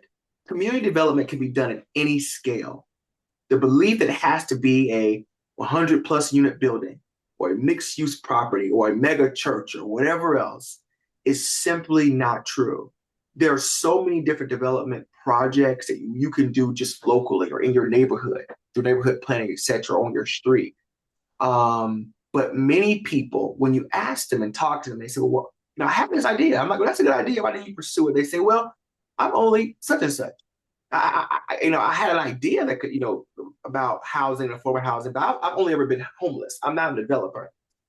And I'm like, well, that's enough. It is sufficient. Your lived experience can teach you a lot that a textbook could never educate you on. And I think the process of a learning and healing together lends itself to the previous question around the community. Does it exist? Can it exist? If it could exist, what are the strategies to get us to a place where it is in existence? And part of that is the unlearning that to be proximate to whiteness is the goal. And I say that objectively speaking. We'll start with as the model minority that evolved into something else. And that something else is individualistic, the individualistic nature of things. If I am more like the majority in my individualism, in my individual nature, if I am a good one, a good example, then I can be accepted socially, regardless of what my people are experiencing. And I think that is something else has to be unlearned. There are so many things we have to unlearn. And so I really like this question because for me, I don't think I've employed strategies of unlearning in my work individually, but it is certainly something that I've encountered where people who have myths, to Mr. Mouse's point earlier about legislation. They say, they'll say, I saw a bill that talked about rental or emergency rental assistance, but I didn't know that it impacted me. I'm like, well, you're a renter. Anytime you see the word rent, you need to figure out what's going on. If you don't know, right? If you don't understand what you're reading, then you find someone who does, and you keep going until you understand whether this impacts you or not, if it impacts someone that you know. And so I feel that we are in a very, very specific place where unlearning is critical. Service before self is critical. And there's so many other things. But I really appreciate this question because I think we're going to see here soon, to Dr. Pierce's point, it's going to be do or don't, right? It's going to be either we're going to collectively come together and we're going to unlearn some of these things that are harmful to us from stopping us from strategically aligning, or we're not. And unfortunately, we're not, it just will be lost. part of what you said is so important uh, there, Lamar, in terms of each of us is an expert on our experience. And we don't recognize the importance of that. We want to go out and pick somebody else that's got expert in front of their name through some credential. But we can use our experience to lead us to bring others together for a collective good if we stay focused long enough. As an example, I was sent to Peoria on Mother's Day of '86 as a church planter, meaning you're sent in with the assignment of start up a church. And we started with, including my wife and myself at the time, we started with 8 people. And we started our 501c3 Community Development Corporation with just one person there, me, every day working on that. But when you look at it 40 some years later, through the Lord blessing continued focus, all of that has grown into a social enterprise that's now working on multi-million, 100 million plus dollar projects. I told them back then, 40 years ago, that we were going to be doing this one day. I don't believe anybody believed it back then, but we had to keep helping them to unlearn their false beliefs along the way to stay focused on what could happen. So I use that as an example, not to say look at us and what we've done and do what we did. I'm using that as an example to say it doesn't matter whether you're starting with one person, 2 people, 8 people, or whatever. If you stay focused together on a goal and you keep learning together as you go along, you can make progress. The last practical example I'll give at that is um, churches being nonprofits, they don't necessarily know how to do for profit business. So when we first started doing our for profit businesses, we were typically losing quite a bit of money every year and standing those businesses up and getting them going. And well, different people in the congregation came to me and said, "Why are we doing that when we lose money, when we're losing money?" And I flipped the question to them. I said, "Well, when you send your kid to college, do you say we're losing money because we're paying the tuition?" They said, "No." I say, "Why not?" They said, "Because that's the cost of the education." I said, "Well, that's the same thing happening here. Nobody is going to teach you how to run a business without you having to pay the cost of getting that education. And us standing up some businesses and losing money in the process is us paying the tuition to learn how to run the business." And they said, "Boy, I never thought of it that way." That's true. So we have to help people see some of these things through a different set of eyes, unlearn some things, as you've just said, and incorporating kind of the examples that you and Mr. Miles, have so articulately put forth before us, with Rachel helping us to see this better. And I believe Rachel is Dr. Gatson. Is that correct, or am I incorrect there? Yeah, Okay. you can just call me Rachel. Okay. Thank you, Dr. Pierce. I I know we are going to be wrapping up soon, so there's another question in the chat. Um, I'm going to read through this. It's a little bit longer, so just bear with me for a sec. Michael said, interesting discussion, thank you. Many of the challenges raised in this discussion reflect a conscious effort dating back to slavery by the dominant culture here in the US to create division within our community. That mythical, Mm-hmm. undefinable Black community that we talk about. Um, It is important for us to be mindful of this and realize our struggle is a shared challenge versus viewing success solely through the individual capitalism model lens, which I think we did a good job taking up that question earlier and discussing it. Collective action requires shared aspirations, trust, and belief in a common destiny. I just looked up a recent stat and see that 33% of Black women are divorced. If we struggle to be unified and work together as a family unit, how do we come together and work in partnership with one another as a larger community? I'd be interested to hear each panelist's reaction and learn about the examples you have observed of successful models where the Black community is being rebuilt, and what are the key elements driving this progress. And I am going to look up the stat for fairness here of what percentage of Black men are divorced. But I'll let you guys start taking that question while I do that. Uh, I don't know where to begin with this one. Anyway, I think many of us get involved. I used to do development for organizations and getting folks together to talk about a vision, first of all, which is broader than the mission. People join different things, even when you're involved with your churches or fraternal organization, which I'm a part of, or any. It's based on the mission and the you know that person's desire to move in that direction of the mission before you deal with the goals and the objectives. But again, it's the people coming together on that vision. What is that vision? What do you want to see? And then that mission, this is how we're going to do it. And then the smaller parts of the goals and the objectives. So whatever organizations, as we come together, is based on your heartfelt desire. I look at my work now as more of a ministry than anything else. I don't look to get paid. They never pay me enough. But that is where I am with this thing.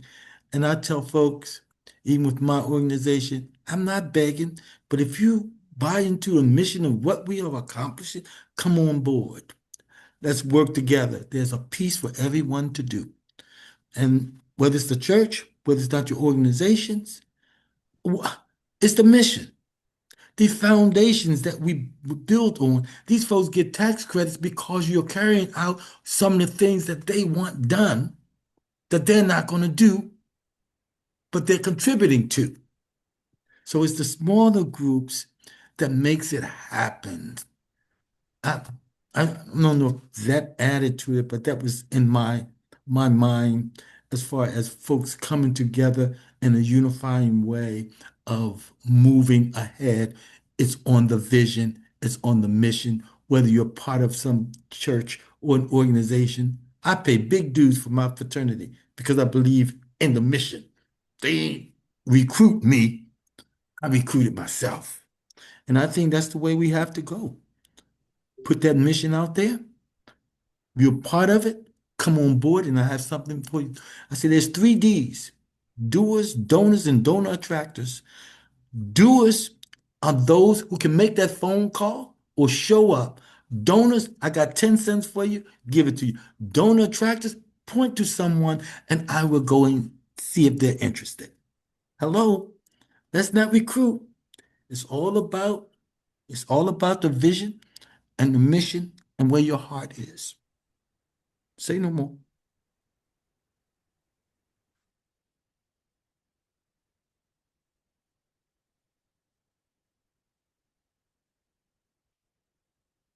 Well, I'll say that, and that was very well put, Mr. Miles.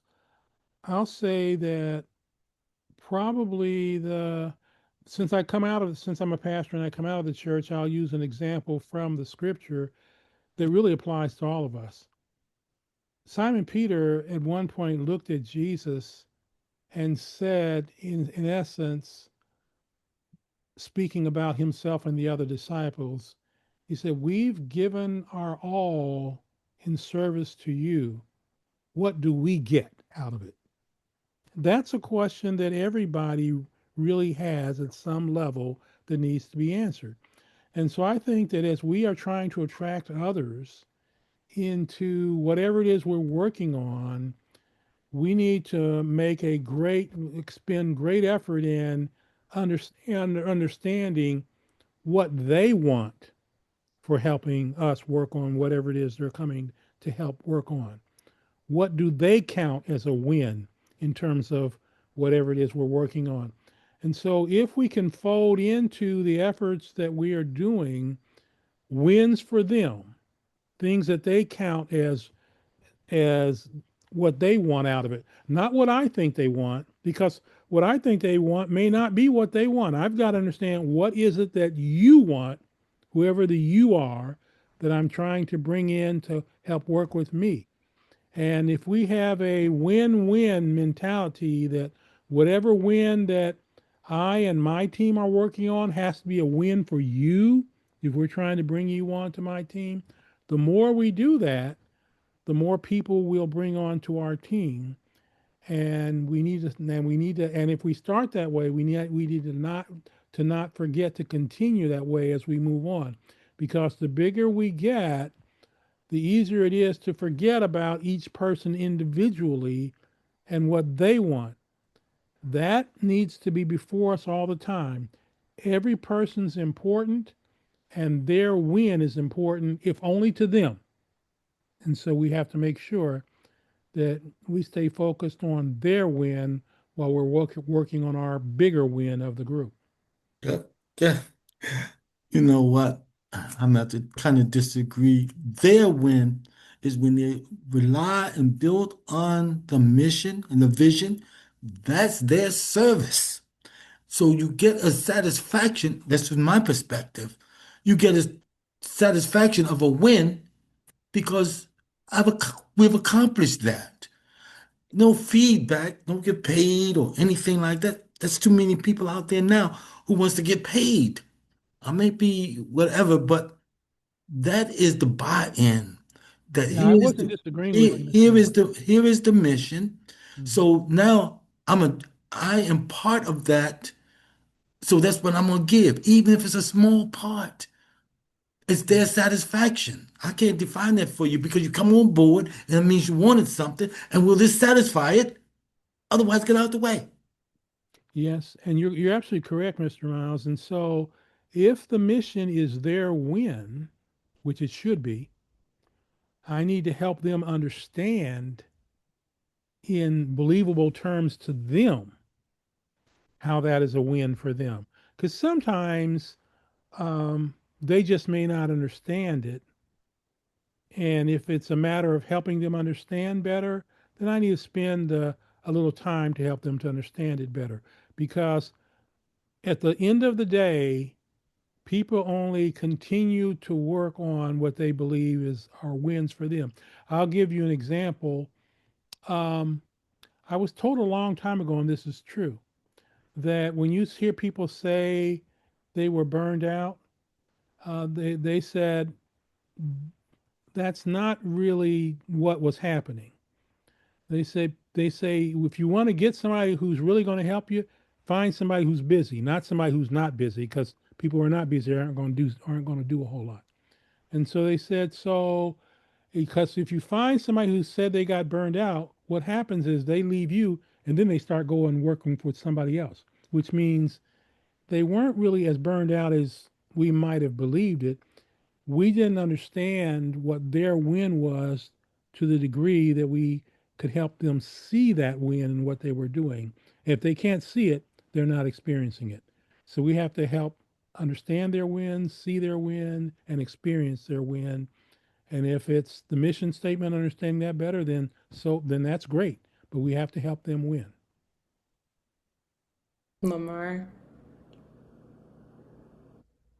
I think to what was previously stated, I think this is a very interesting question that was posed here.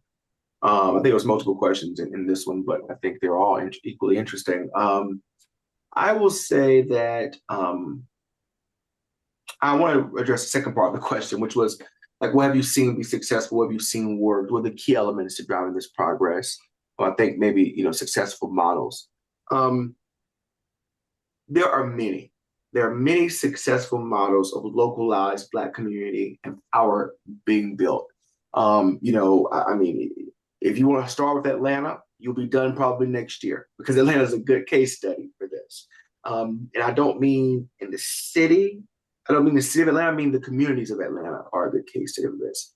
Atlanta is also coincidentally a good case study for the individualistic nature that we're talking about as well, because you do have your more affluent areas of Atlanta that are intentionally um, segregated from other Black communities in Atlanta. I mean, you have that in Maryland. If you look at people who are always talking about Bowie, always talking about PG County, other places that have very affluent and most educated Black population, et cetera, et cetera. But they're very far removed from your other areas. They're very far from your Deanwood, right, or your Woodland, or any other community I can name that's a predominantly Black community in the DMV area. And that's intentional on the part of both usually the people that move there and people that kind of were involved in development of that area. And so I think what I recommend here is to know first examine how we're defining success. I think the question asks, do you have any examples of success? And I think even this, I think this network, the network for developing conscious communities, it brings these minds together. I mean, anytime I'm in the space to learn from the forces of these amazing individuals that I share this pen with tonight, is a win.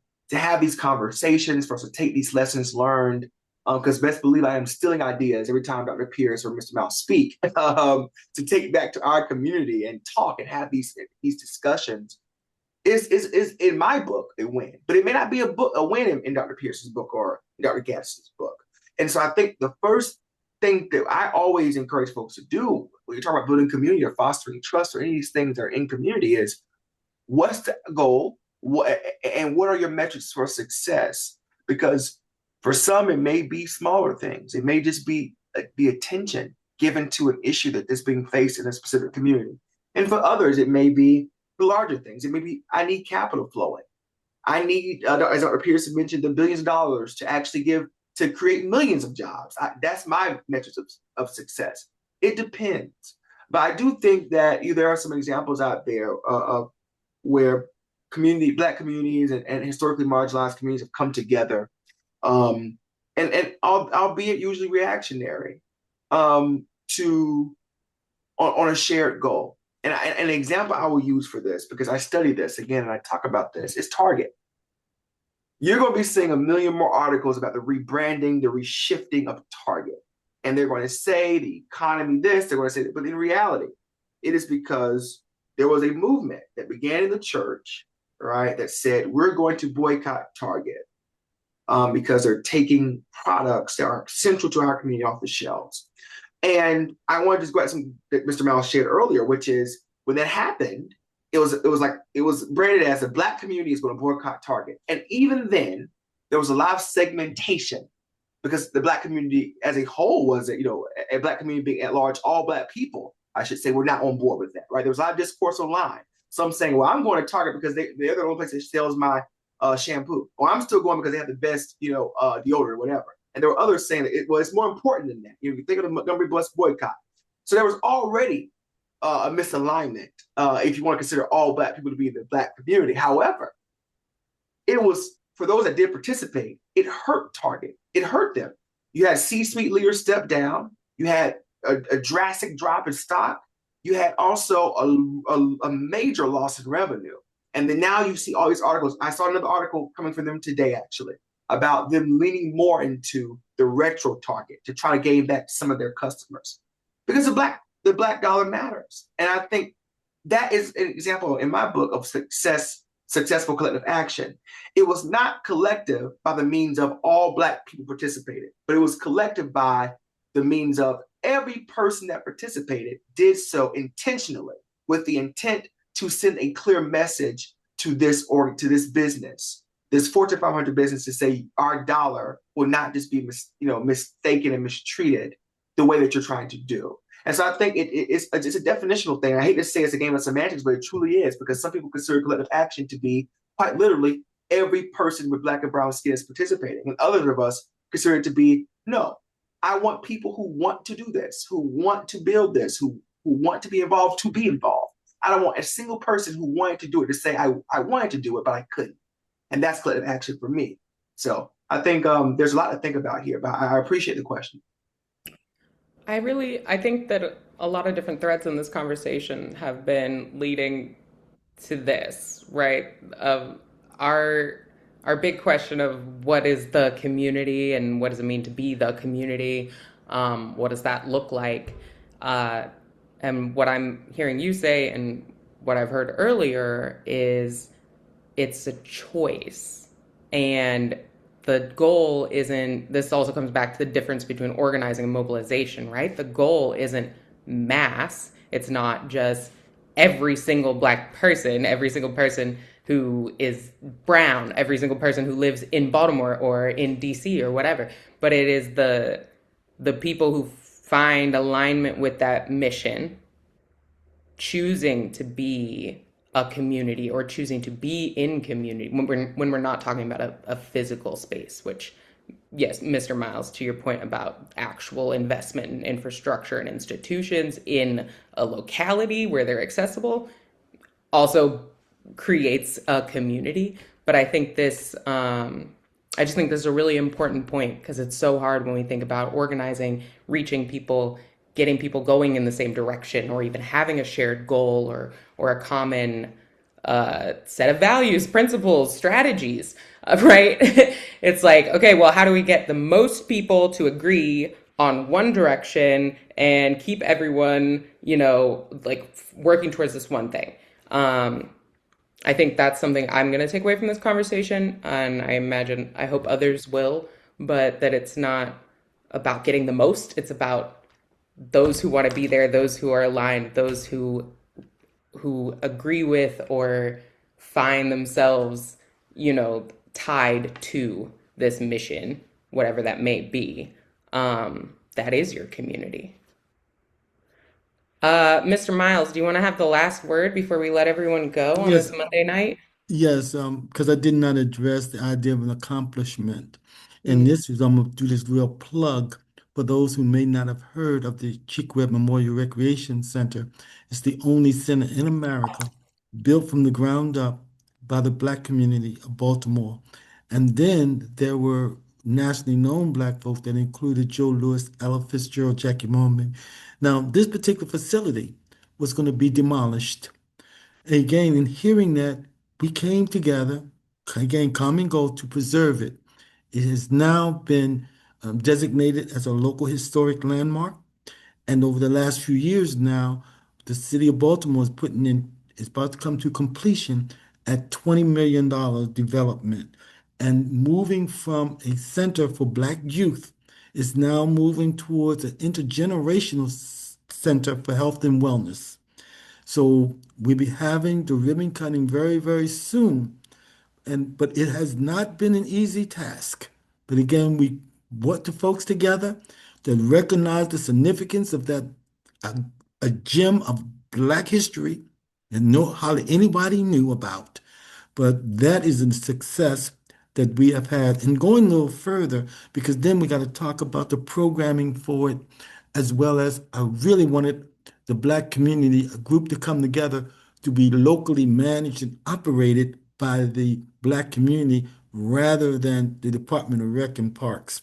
So that's another piece we'll continue to work towards, again, galvanizing folks to see the real significance and so you can go on my website, rjychickwebcouncil.org, or even Google, and you will see some phenomenal testimonials or talks that I have given in regard to that particular center and moving it from a Baltimore development to a national development because again, it's the only center in America built from the ground up by the Black community of Baltimore and nationally known Black folk.